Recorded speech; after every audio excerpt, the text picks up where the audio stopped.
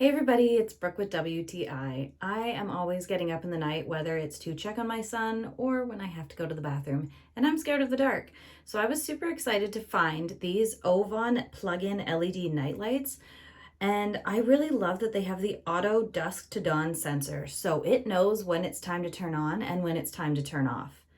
Another thing I really love about it is that it has a snooze button. So if you want to turn it off for the night or it's just too bright where you are for that time, you can turn it off and it will turn on the next day. There's no need to unplug it.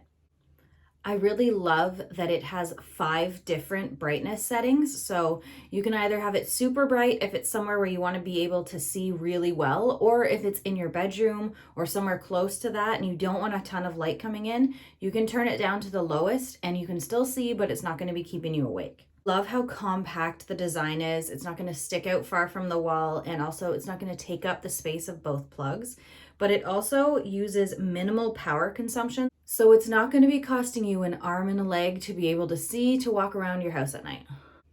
If you're scared of the dark like I am, or you just like to be able to see when you're walking around your house at night, I highly recommend these AUVON nightlights, but that's just my point of view.